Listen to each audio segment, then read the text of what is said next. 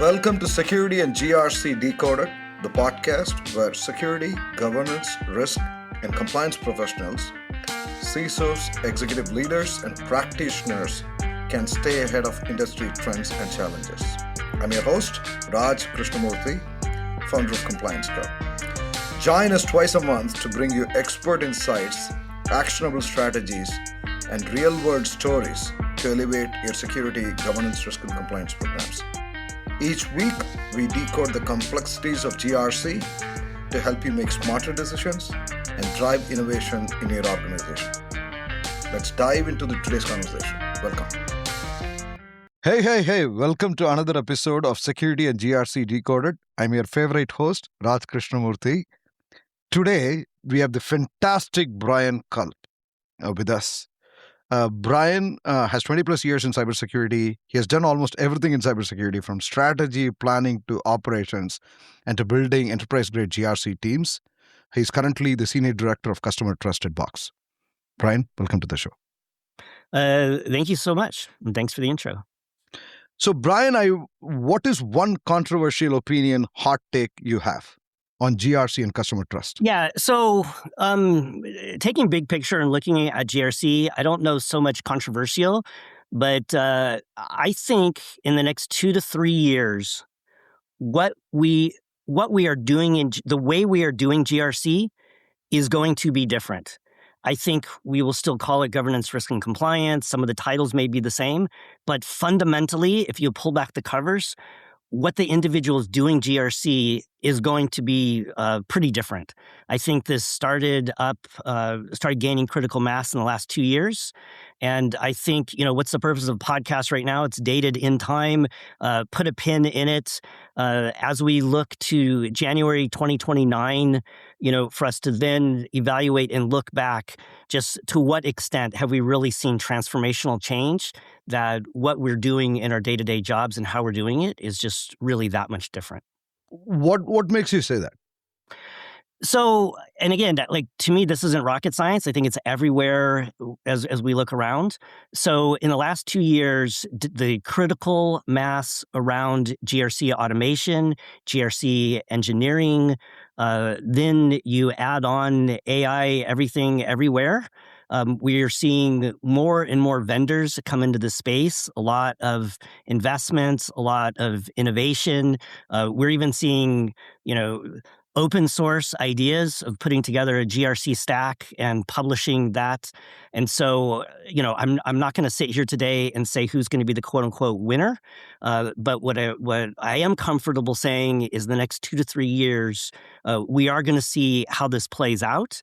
And in 3 years, I don't necessarily know that there'll be one, vendor or particular style that's the absolute winner, but I think we'll have a better sense of where things are at that time. Got it. And I want to talk about customer trust and GRC, but before I do that, this is a very interesting take, Bryan. So GRC is a very old discipline and function, right? It has been there for years and years and years. What is causing this sudden transformation that you're thinking of? Very good question. So I think a lot of it is the attention to how do we do things more quickly and reduce the costs. I think big picture, in terms of external focus on GRC, a lot of that is becoming from GRC plays such a key role in market access. So get the certification to get the market access. And so there's a lot of that visibility. But at the same time, we're seeing leadership not wanting to pay as much for that. And then on the other side, and in this, representing GRC professionals, and I think so, for all of you out there, part of what we're wanting to use this leverage for is really to lift the security and compliance posture of the environment that we're working in. And so I think many of us kind of have these mixed feelings about that. Great leadership loves the market access, the certs, et cetera. We like that attention. But truth be told, we want to have more focus on that security and compliance posture as well. And so we're trying to have it both ways. And so I think the mix of these different incentives from the different players is what's driving it, along with just a lot of investment coming into this area. And Nice. so I think a lot of the investment obviously is being driven because people are they think that they're going to get those returns. And so, we'll see how this plays out. Got it. So you're saying a tops-down movement from new market, new revenue, new opportunities, and a bottoms-up movement in terms of better visibility and operational compliance is what you're saying I is think you driving did a a lot of this. fabulous job of summarizing what I meant, No, and that, I'm just gonna use that, and if that shows up in a post somewhere, or if I share it with my friends, you and I will know that it actually came from you. I think thank you, Brian. that's a I good. just restated what you That's a said. really good summary. That's a So, good summary. Brian, you have a very interesting profile. You actually started with cybersecurity strategy, right, and operations. Maybe why don't you walk us through from your days of journalism into cybersecurity, into running customer trust right now? What was the journey like? Yeah, I knew you were going to work journalism in this. So, yeah. Uh, hello to your daughter, I think, if I remember that correctly. So personal information you shared is that she's in journalism, and so you've Yeah. had a chance to learn a bunch about that. So for me, yeah. So my undergrad was in journalism. This goes back to high school when I listened way more to my parents and bought into this idea of do a major where you can get paid for, as opposed to what you just feel passionate about. I really love writing, and so I went that path. But really, in terms of the career in this particular space, a lot of people in GRC grew up through Big Four consulting. My path is a little different. So for those of you who didn't, I'm an example that it can still work. And so my path was more through MBA with the focus in marketing, and was very fortunate to do an MBA internship at Cisco. And so that was really, how things started off. I was in marketing for a bit of time, really enjoyed it. I still like messaging, communication, etc. But ultimately, I found myself a lot more excited about strategy planning and ops, and had a great opportunity in engineering, also at Cisco. And then my boss moved over to the security and trust team and asked if I wanted to join her. Very fortunate that I did that. Just absolutely fantastic experience. I had previously done some work with U.S. public sector and U.S. federal sales, so I was kind of familiar with that cybersecurity area. And then ultimately what happened to really get me on the path that I'm on today is there was an opportunity for people leadership for the team that many of us refer to as customer trust. And so, I asked and ultimately had the opportunity to do that going back to 2016. So, before we were calling it customer trust. So kind of in those early days. And then just to close out to the present, about 5 years ago, I left to come to Box to stand up the customer trust team, and then was fortunate enough to be asked to take on third-party risk and also the policy program. And so the perspective I have that very few of us have across industry is I have the customer trust team and the third-party risk team. So we both are looking at the vendors as well as responding to customers who see us as a vendor. And so it's pretty cool to see both sides of the conversation, especially the way some companies approach it differently depending on which side of the equation. So, that's me in a nutshell. Got it. And is customer trust more than GRC, different than GRC? How do you put it? 100%. So really glad that you brought that up for everyone out there, particularly those who aren't as familiar with customer trust. I would even go so far as to say customer trust doesn't necessarily need to be in GRC. I've seen it in other places, for example, sales operations, deal desk, with the SEs. Ultimately, when you're stepping back and looking at customer trust, what we do really is we take all of the absolute fantastic work being done by GRC, governance, risk, and compliance, being done by security, privacy, and other groups, and we essentially package that up to make it more readily consumable by customers. This is way more prevalent in high tech, especially SaaS companies. It's in other companies as well, but I think it gets a little bit it gets a little bit more attention there as well.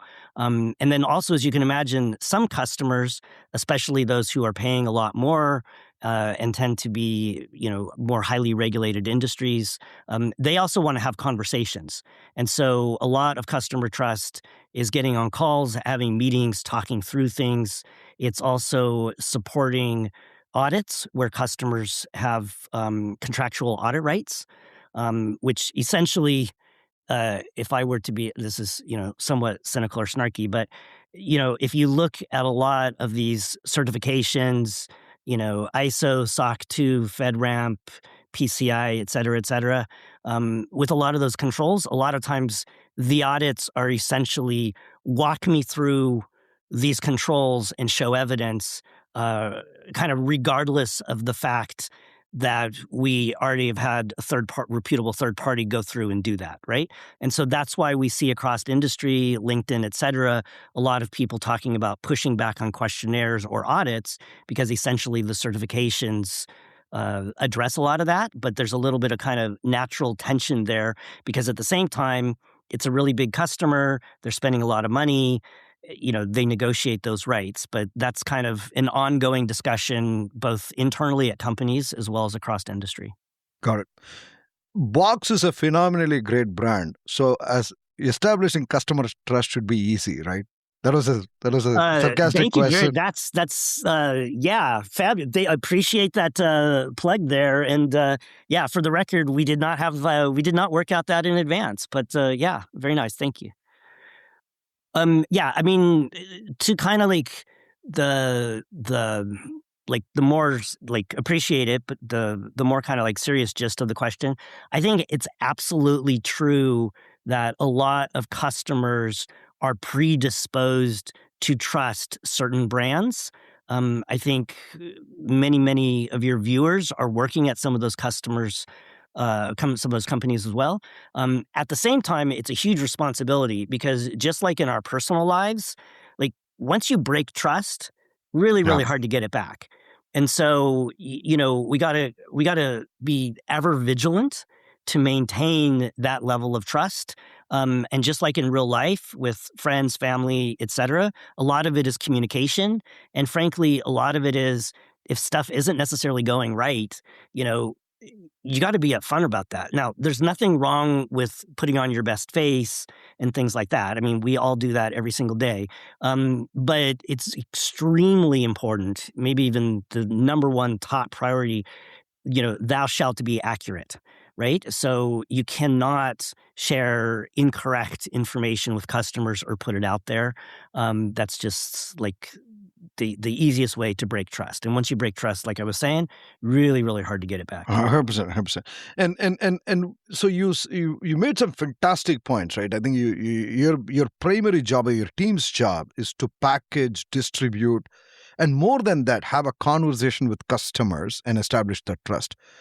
How do you consume information from within, particularly the GRC teams, some of the functions which you manage as well, right?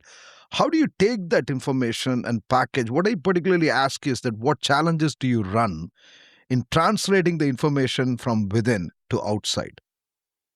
I appreciate you making it sound, super complicated and difficult. I think for those of us doing it day to day, it's fairly straightforward, right? Maybe if you start completely from scratch, but the key thing is putting together a question and answer repository. But at the same time, there's a lot of industry templates, again, that many of your viewers will be very, very familiar with. The SIG from Shared Assessments, the CAIQ, CAIQ from Cloud Security Alliance, the HECVAT, which is focused on the education market. So these are attempts to put together, quote unquote, standardized questions, even though the SIG is so customizable these days. You could argue it's not, truly standardized, but that's a separate conversation. So if you look at those kind of starter questions and you look at customer questions that are coming in, like seriously 80 to 90% of this is being covered. And then if you look at some of your larger customers, especially if you have some of the big banks that have a tendency to ask a few more questions, then you get questions that may or may not be outliers. And so you add that. But some of those banks are a little bit of a canary in the coal mine. So what they're asking now, 6 months later, other industries could be asking, and so that's a way to monitor it. But a lot of it really is putting together that question and answer repository, and then at the same time, building what we refer to as an audit toolkit Mm. to essentially have those questions and really, questions, control, it's kind of, they're asking the same thing, just the language is a little different, but the underlying question or the underlying control is often the same. And so if you look at an audit workbook and it lists all of these controls that they want to go through, those match pretty closely to questions.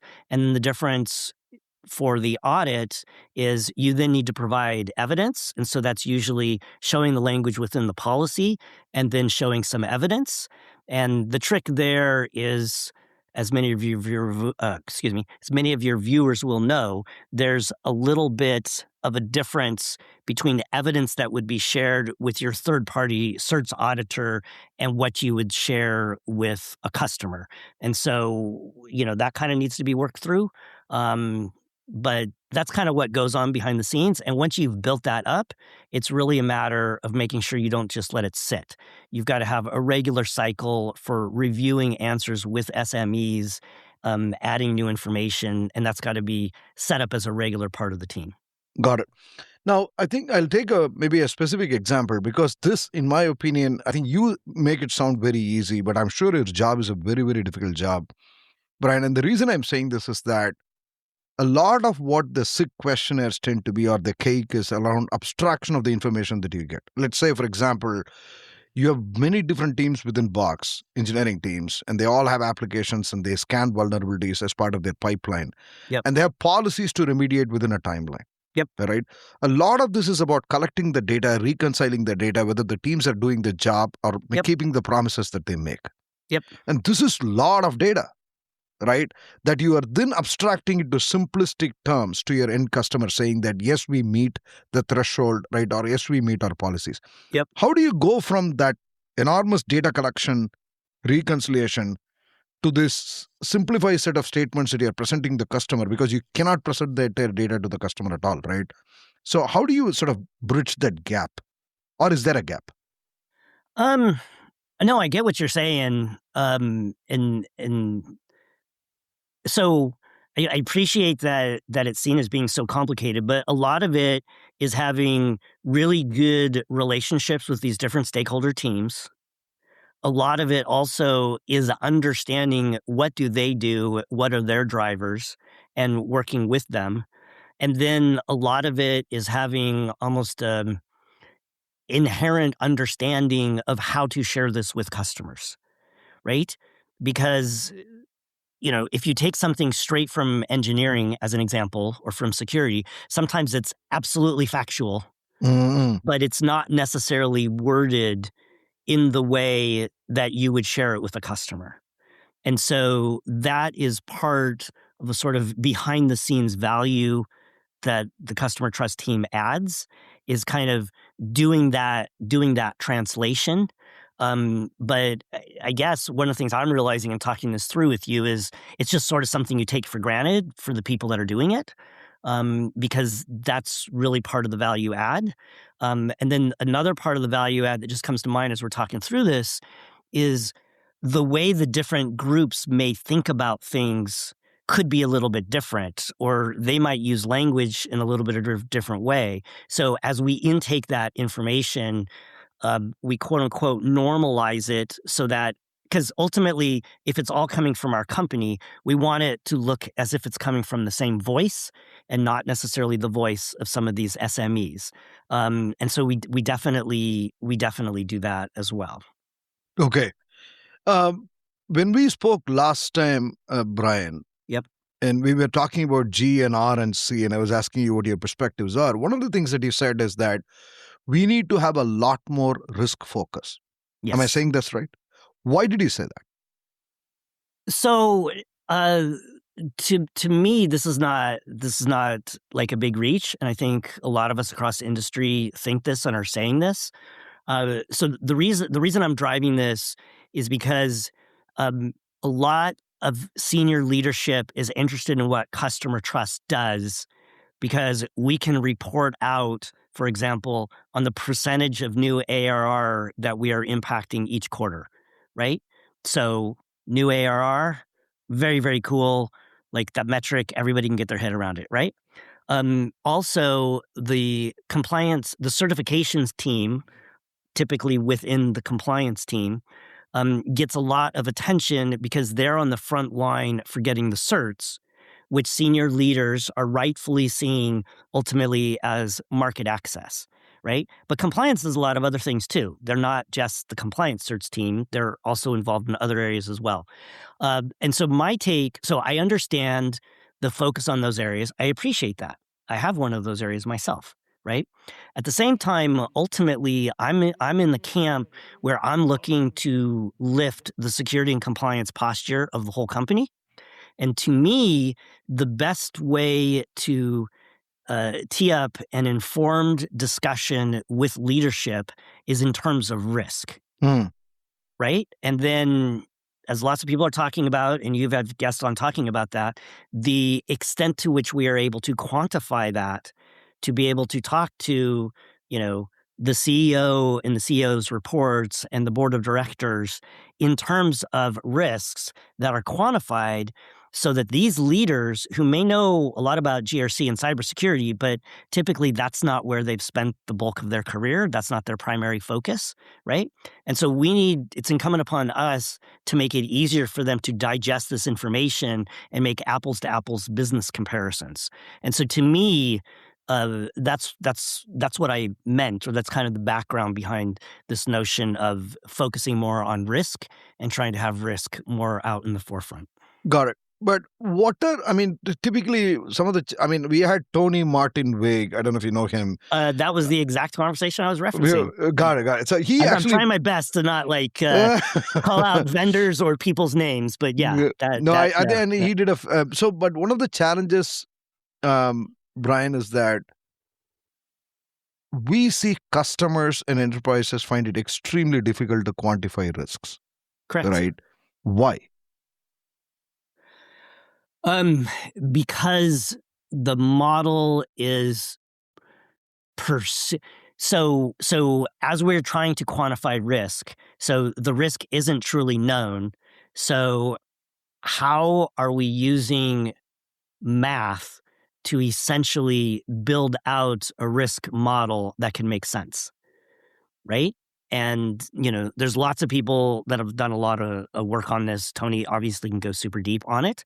But if you're talking about something like FAIR, sometimes it takes a little bit of time and is a little difficult to roll that out. In some companies it works. I've seen it go both ways. But ultimately, whatever it is, I think that in order for us in GRC, and I think to a certain extent security is in this boat as well, it really, really helps the cause if we can speak the language of senior leaders, which is really talking about things in terms of money, dollars, cents, right? And ultimately that requires that quantification. Got it. I think there are two aspects to this, right? Bryan, one is about what is operationally happening. Yes. Right. Do all the users have MFA? Which is, I think we are way past that today, but using that as an example, right? Vulnerability management, are you maintaining your assets properly? Are you logging properly?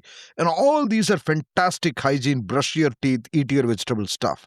Yes. But that, in some ways, we have to automate the collection of the data and the curation of the data, and then correlate that with dollars and cents so that it can be bubbled up to meaningful numbers that leaders can sort of talk about and think about, right? Like 100%. You're saying. Do you see challenges in making that happen? Because you're No, please. Go ahead, please. Yeah, there's huge challenges. I mean, that's why we're not there right now. But, when we started off and you asked me for kind of my take, and I Exactly. talked about this notion of the next 2 to 3 years.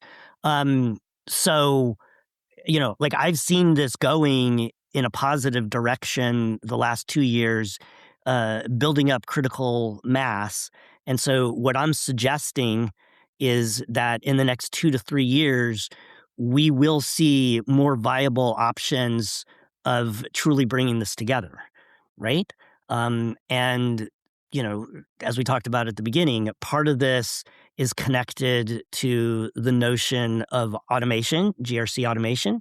Um, and then I think also, I'm optimistic in terms of AI being able to be somewhat of this quote universal translator to bring together information and sort through it uh, a lot more quickly, or in ways that frankly we haven't been able to by applying people or existing technology to it.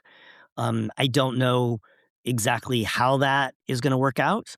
Um, you know, but there's a lot of smart people and a huge amount of money that are making various bets in different ways for it to work out. And in my view, the next 2 to 3 years is enough roadmap to see how that plays out.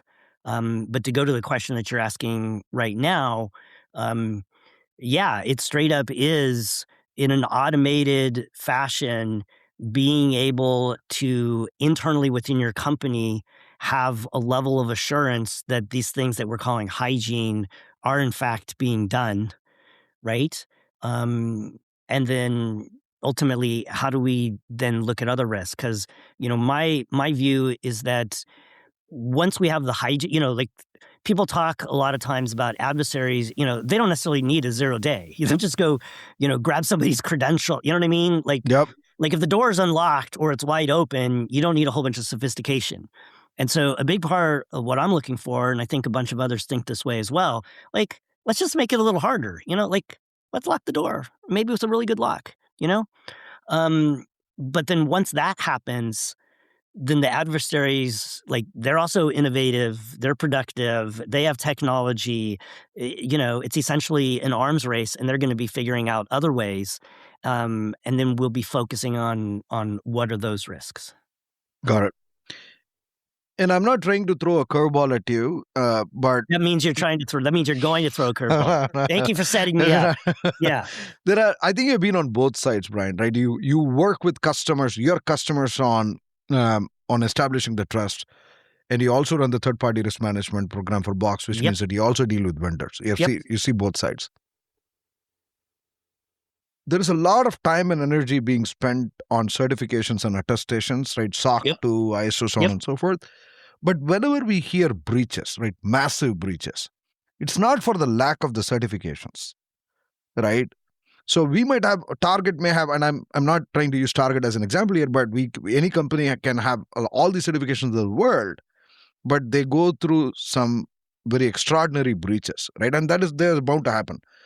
How do you reconcile the fact that we are putting all these efforts from a GRC and a customer trust perspective, but we are still open to this big surface area and attack, right, that we are vulnerable to? Yeah, that's like the $1 trillion question, right? I mean, a lot of it goes to so many of these attacks are related to the software and the number of bugs per, X thousands of lines of software and how that gets fixed and how that gets discovered. A lot of it goes to the fact that business leaders are essentially incentivized from a fiduciary responsibility to um, identify and limit risk, but not necessarily erase risk because of the cost associated with that, as well as detriment to innovation and basically the advance of the business. Right, the classic conversation about like have it totally open or totally locked down. So the thing is, like, I think we all know the problem statement, right, and we've talked about it. And we're kind of all facing it, our own flavor of it, depending whatever company or government agency we're working in. Um, but yeah, I mean, I don't have, you know, like some pat answer that's going to completely solve this. Um, but I appreciate you teeing it up. Is there something you could ask me about that I could answer? I mean, like, I get it. I get it. I mean, like you said, I've got the third party risk team, and we're looking at all this assurance documentation. We're having conversations. There is a general recognition and understanding that third parties are one of the more predominant attack vectors, Correct. right? And so, but then at the same time, there's so many more companies and they're innovating and everybody wants what's new. And so how do you really evaluate all of those? Um, you know, and it becomes like a point in time, moment by moment business decisions by various leaders, because they're still going to want those companies that have that most innovative product that helps them innovate more, right? And so, like, it's a healthy discussion that's going on in our companies and the government, like, every single day. Totally. But I don't have some, like, I'd probably be doing something else if I had some kind of like super pat answer for that. No, I in some of these questions are very tough, right? And they are difficult as well. But let me actually, you said something very beautiful at the beginning of the call, which is that you can tie new ARR impact, right, from a customer trust perspective, right, and new markets, and which is a great statement. The other side of it, which is there a way where you can show the return on investment on GRC, especially in terms of prevention of some of the impact, right? One is the upstream about getting new customers. The other one is how do you continue to retain customers, but avoiding some of these attacks or whatever that can happen, right? Through better hygiene, eating your vegetables, Yeah, so on and so forth. no, it's great, and it sounds good when we talk about it, Mm, but I think in kind of real world scenario, it's very, very tough to quantify got it. money saved by stopping something. Yep. It's kind of like when we hear about some attack you know what I mean? Like, there's so much that we're not hearing about that's getting stopped, and we don't actually know how bad it would be. People can do projections and things like that, but it's very, very tough. That's why you have a situation where so often, there's a big breach, and then all of a sudden, all this ton of money gets thrown at security. Well, it's like, well, that kind of fit within the risk before. Why wasn't there more money going there? You could argue it's your fiduciary responsibility as leaders to make that assessment. But oftentimes, there's trade-offs that they're needing to make at their level. And so oftentimes you don't get that investment until something bad does happen. And people don't get enough credit for the badness that they stopped every day. Got it. Got it. Now, in your role, how much do you have to understand the SEC materiality rules and, work with other teams on SEC materiality and things like? I mean, my point is that do you have a point of view on SEC, the recent? Not really. So we have a different group within legal that works on the reporting of documents. I think one area from a customer trust perspective where that does come up is, there are certain reporting obligations and so about different areas. And so sometimes when we get questions, the way to talk about it is to go back to the publicly reported information. But I would say on a regular basis, that's not really something I'm directly involved with. Got it. Got it. When we spoke last time, Bryan, and I think you sort of articulated this beautifully. I think you see automation as a key towards GRC transformation. Yep. And one of the things that you said, if I remember right, you said the big banks, the real-time internal success metrics are becoming very common. Do you remember that?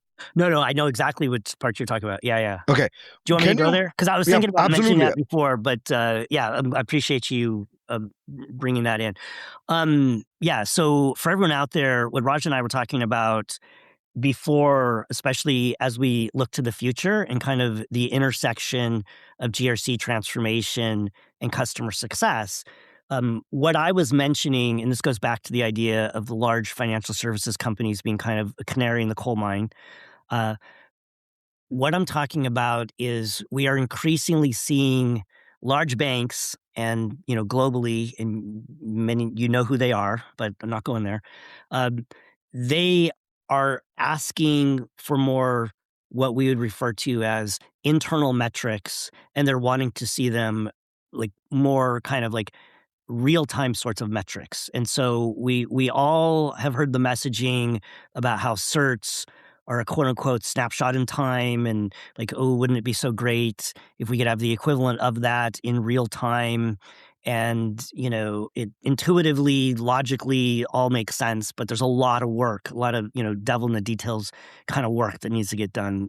And so what I was speculating on, and this goes back to the whole 2 to 3 years time frame, what I was speculating on is that for significantly larger customers, I don't in the beginning, certainly, I don't see this being, broad. I can envision a world that for very, very select metrics, we essentially, and I'm not talking, this is just across industry, not any particular company that I'm at or was at or whatever. I'm just speaking for myself. I can envision a world where we have that tie-in to the environment, particularly when we're talking about the production environment, which is what I think customers would really be more focused on because that's where their data and content is. I can see that happening.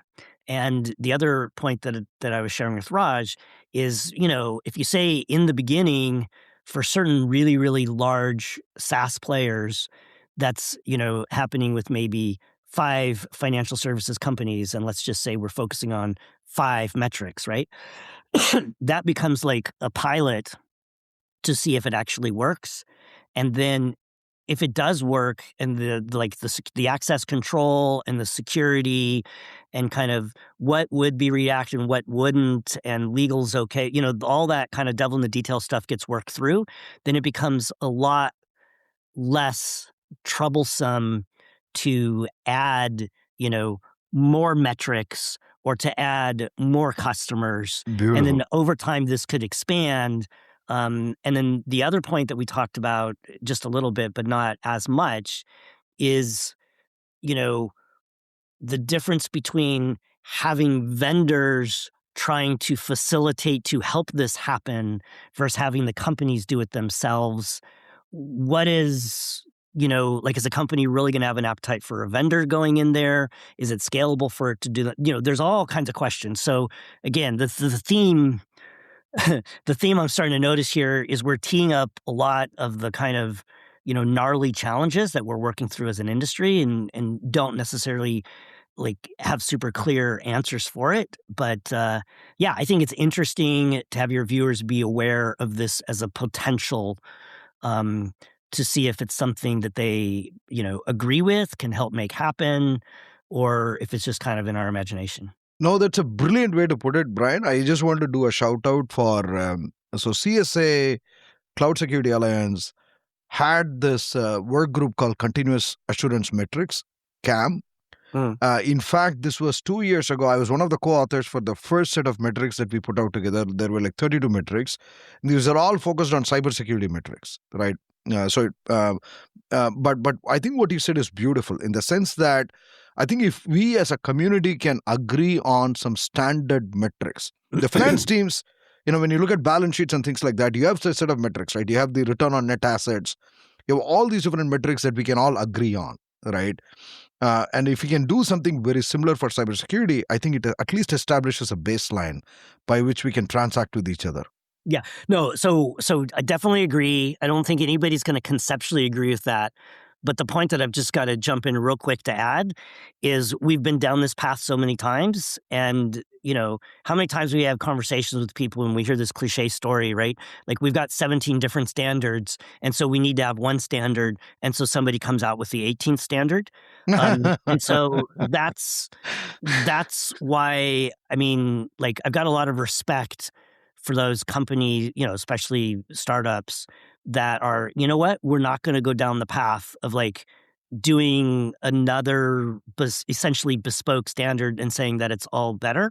And that's why I've got the hope in AI to help to be somewhat of this kind of universal translator Beautifully said. between the different standards, and especially if it's quote, Gen AI predictive, to essentially write in the answers based on a corpus of knowledge.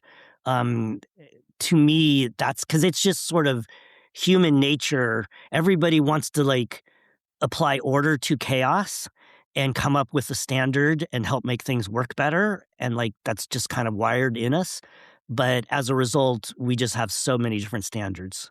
No, 100%. I think you said something beautiful. So what you're saying, what I hear you say is that in some ways, the day and time that we are living in, especially the maturity of the large learning and thinking models, if we can present the right data and if we can present the right knowledge corpus, you can abstract a lot more, right, dynamically to what you want, meaning everybody can write their own story, right, based on the data. 100%. And just to kind of riff off that, tying back to customer trust, and I know you didn't ask this directly, but I just got to go there. Ultimately, as we talk about the direction and evolution of the function of customer trust, right? We talked in the beginning about question and answer repository. Yep. Okay. So I'm seeing us move more towards a world where we have knowledge papers, we have narratives, we have a bunch of probably the questions and answers as well. But you have this, as you refer to it, corpus of knowledge. And so the customer trust team is really more focused on the nurturing and development of that content, working with the SMEs cross-functionally that we talked about before. And then AI goes in and gets those answers when we're talking about question and answer. So then that's one part of the team. Then the other part for that, human interaction, conversation, meeting, I don't necessarily see that going away. I think a lot of customers that are paying larger money will still want to have that. And so we'll really have both sides of it, where on one side, things are way, way more automated and fast, almost kind of getting to the point of machines talking to machines, and customer trust nurtures and develops the content. But then the customer trust people, they have to maintain that level of knowledge and ability to communicate it, because I don't see the conversations with the customers going away. Right? No, absolutely. Brilliantly said. Brilliantly said. And Bryan, you actually had published a post recently. I'm trying to scroll up and look up as well, where you had talked about 3 ways that Box is a phenomenal technology company. You're also an AI first company in many ways, right? And how do you use that within customer trust? It looks like you'd use some of the tools within Box. You are so cool. I just appreciate the call out there for the team. So yeah, so happy to shamelessly brag and promote the trust team. And so yeah, in September I did a blog. I don't necessarily recall the name of it, but essentially it was talking about how the trust team has been using Box AI and other Box products internally. And so the example that probably gets the most headlines is the third-party risk team set up an AI agentic workflow, because we all know that there's a whole bunch of assurance docs that come in. And so as opposed to having a human look through all of that, AI agentic workflow is essentially just, a series of detailed prompts that also include what we want the output to look like. And so you can imagine we got a bunch of these docs, just run it, we get a report on that vendor, right? And so what was very, very fascinating, and I will do a plug for somebody, that Barbara then called out on the team, because I asked her, I'm like, okay, well, how much time is this really saving you? Because everybody wants to hear how we're saving time. And she said, it's saving time to get where she's at. But what she's then doing is she's finding that she's having the time to go deeper. Yes.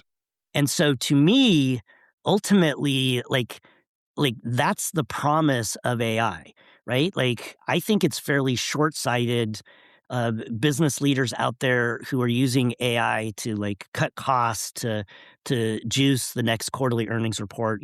More power to them. I hope the stock goes up a little bit, fine. But ultimately, I see this as a long-term play.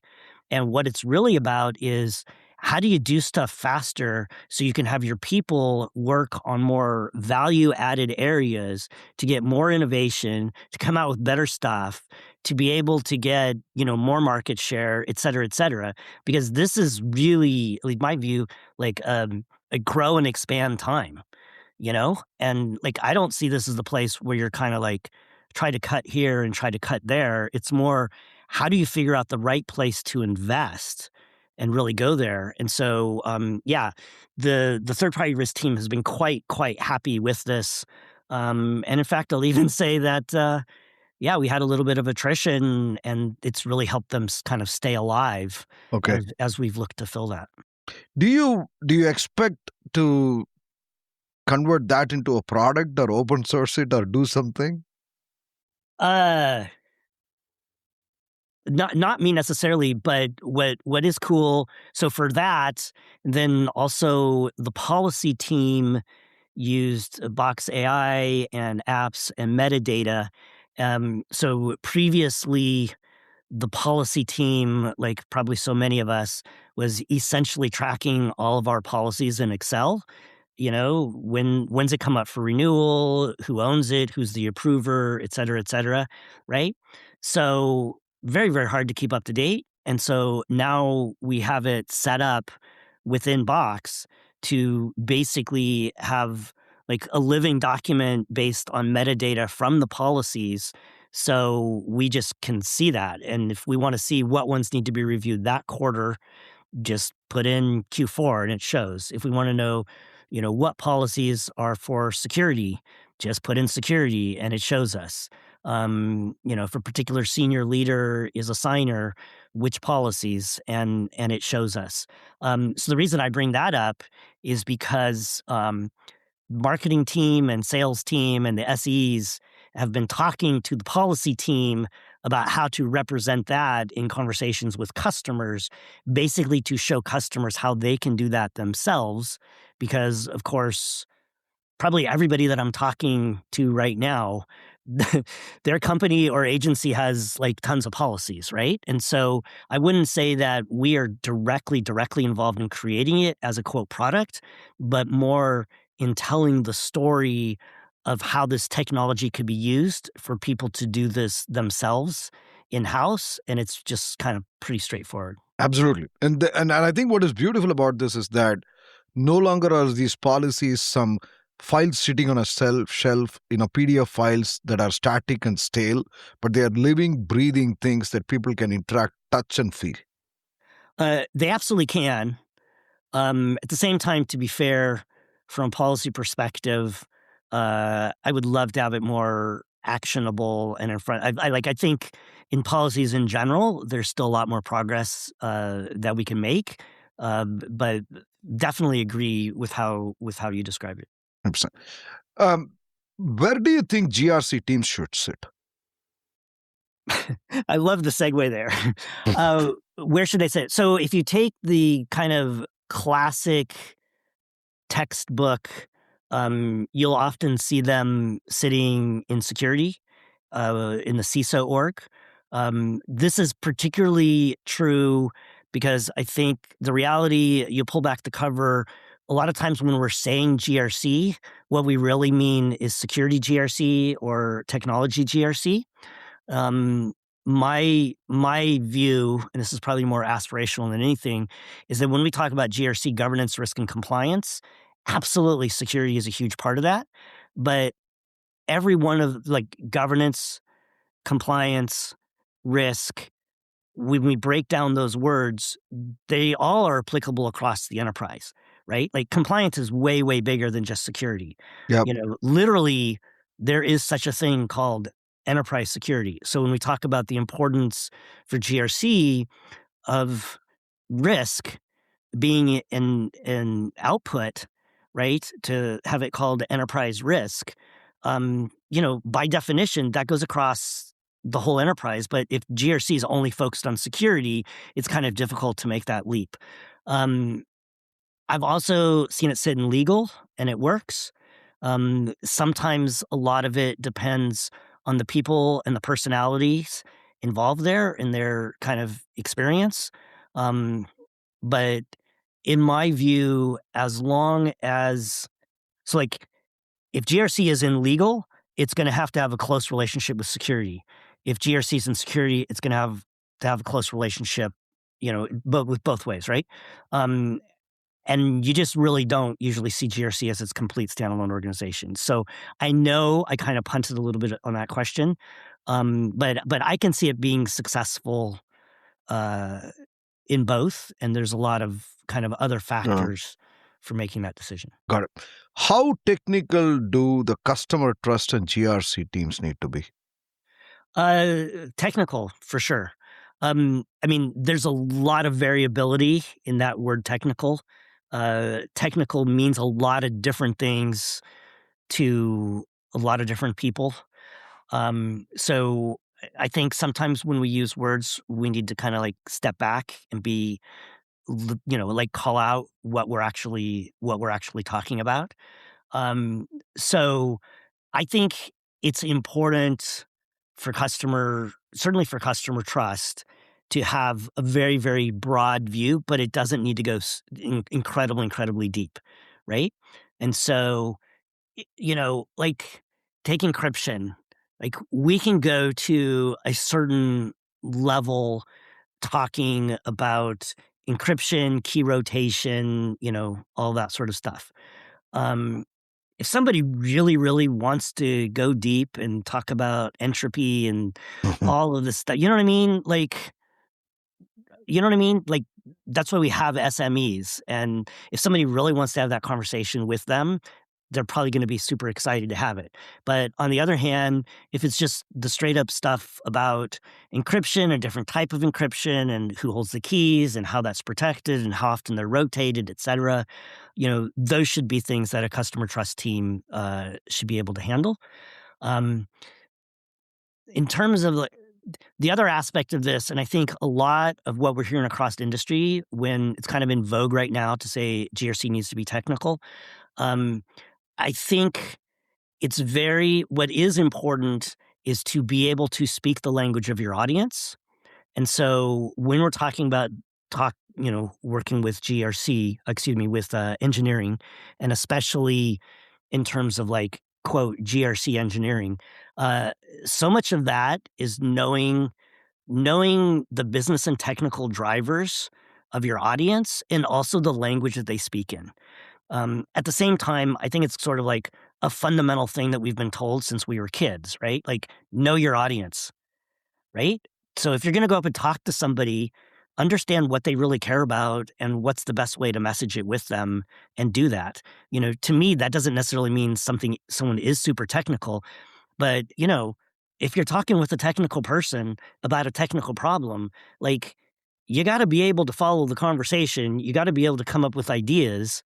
Otherwise, you're not really adding value to the situation. So, I think they need to be technical, but not necessarily as much as like a domain expert in a particular niche area. You know what I mean? Like 100%. Let's be realistic. No, I think with the way that it is commonly used is, and GRC is a very interesting place, right? Because it's a layering of skills, and it is not one thing, right? It is about specialization of being generalist, right? Which is that you need to understand security. We gotta pause for that moment. The specialization of being a generalist, right? I just want to call attention to that. Like, what a but So, you have to understand the compliance regimes, you have to understand the security infrastructure, you have to understand to a reasonable extent the cloud infrastructure and so on and so forth, Yep. right? But I think what I hear most common when people say technical and GRC engineering, what they're basically saying is, should they code? Do they code? And the reason that they make that argument is primarily because that allows the GRC teams to be self-sufficient, right? That can integrate with different sources, pull data, automate, and they're not dependent on other teams for automation. That's the usual thing that I Yeah. hear. Well, and again, this goes back to this whole vision of the next 2 to 3 years, right? And so what I think many of us are seeing is that if GRC is building its own automation and essentially customizing that, at least it did require certain elements of coding. Now, to what extent you can get away with not actually coding because of other like technology that exists, and then you have the whole conversation about, but of course you're better able to use AI to code if you actually understand coding, et cetera, et cetera. So, my take on this is I'm not going to sit here and say, you know, if you have a GRC group, in order to get into GRC, if you're starting out, that you need to code. Now, at the same time, if you are starting out, it's going to be a huge plus because probably a lot of people in GRC won't be able to.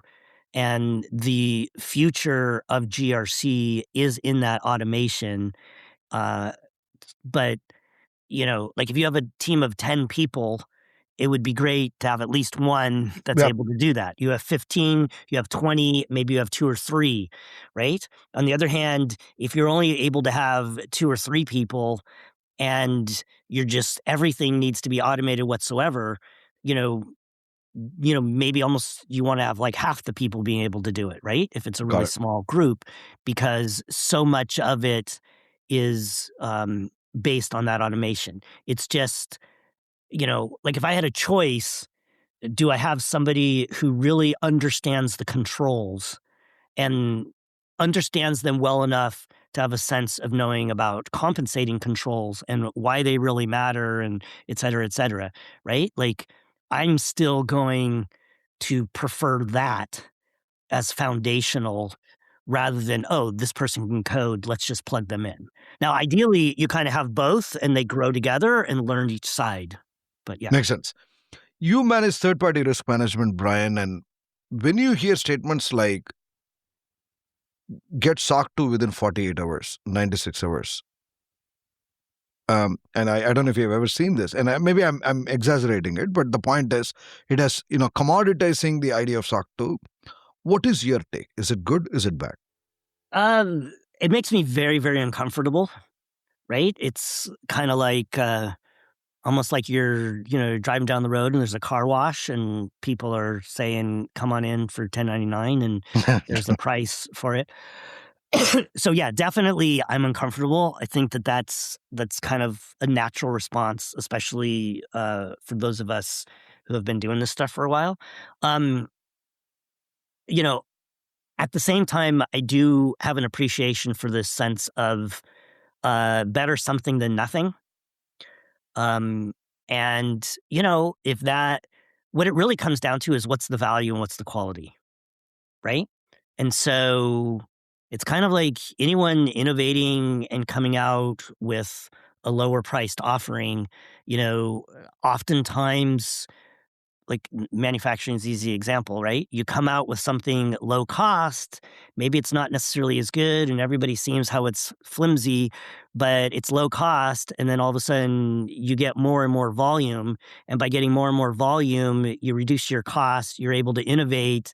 And the next thing you know, you're moving up the stack, right? And so like that having cars are an easy example of seeing how that has happened over the decades, right?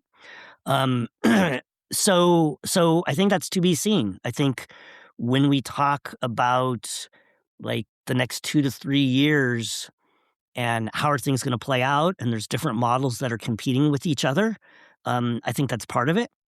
What I would say, especially to anybody out there involved with the buying decision, is, you know, insist on having meaningful certifications, because like if it's just going to be a rubber stamp and that gets the market access, then people behind the money are going to go with that, or at least enough of them will go with that, right? But on the other hand, if it's not the quality, or using the car example, if it's a car that actually doesn't work, like even though it's inexpensive, why are people still buying it? You know?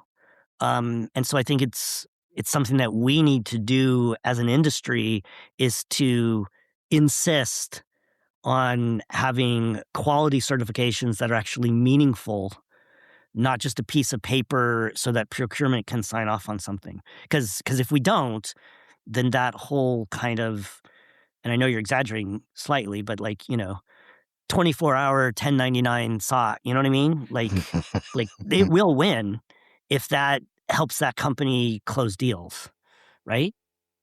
100%. No, very well said. We are approaching the end of the segment, Brian, and you rose through the unusual rank, right, from journalists. So, what advice would you have to anybody who's listening to this show, who is in the non sort of usual aspects of cybersecurity, right, and who wants to come up the cybersecurity ranks or the customer trust ranks? What advice would you give them? So first of all, I'd differentiate a little bit between security and GRC. There's definitely cross-pollination. I've seen lots of people be successful going back and forth between them and understanding both. I think if you're looking at things from a GRC perspective, you've just got to have that foundation around controls. We talked earlier about SIG, CAKE, HECVAT. If you're working at a company, most likely that company has a SOC 2. If you're able to get a hold of it, actually read the whole thing. They're very, very long, especially the appendix stuff that goes into all the controls. Get a sense of what that is. Talk to the people in your company that are involved with that. If they've recorded the walkthroughs, ask if you can watch them. There's just a ton of content online.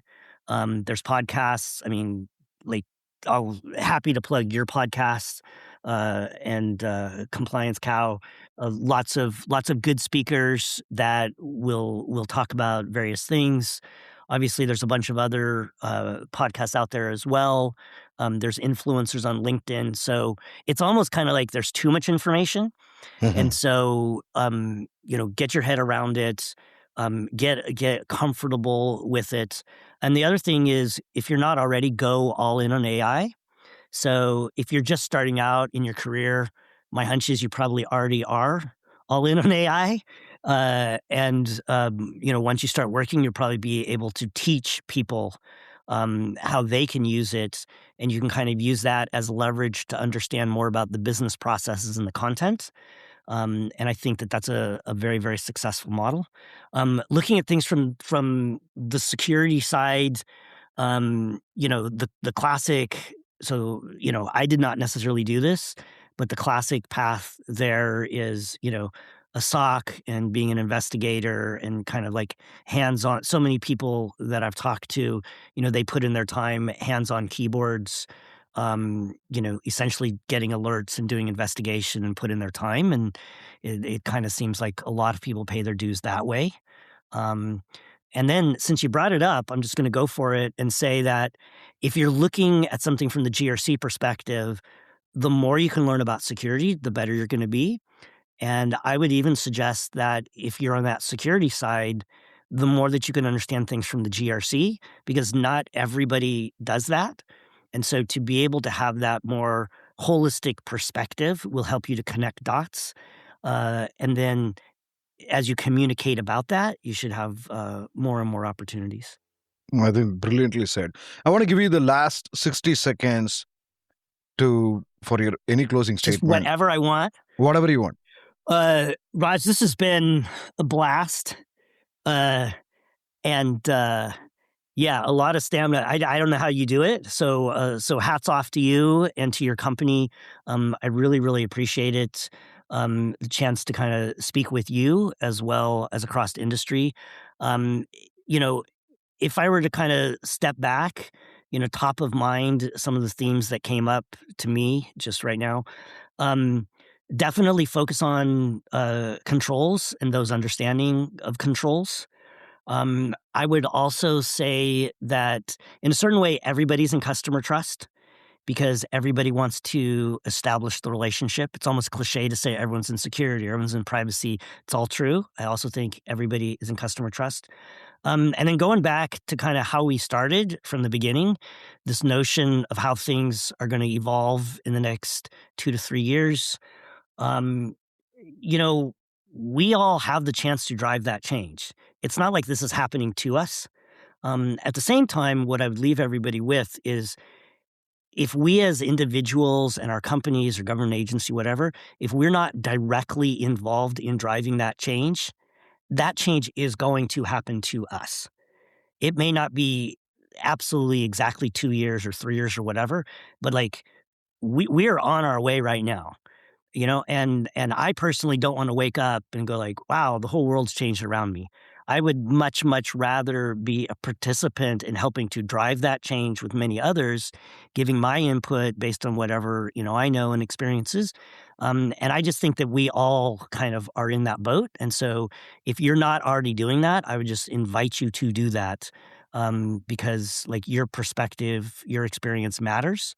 And we can kind of work together to create that future. I think with that brilliant call for action, Bryan, it was a blast having you on the call. Best wishes to everything that you do. Thank you very much. Thank you so much.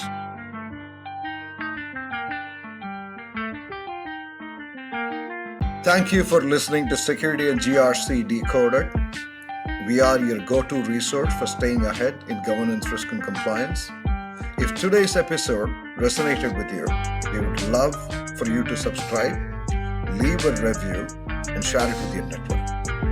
To dive deeper into these topics, visit us at compliancecow.com and follow us on LinkedIn for more insights and community conversations. Join us next time as we continue decoding the future of GRC.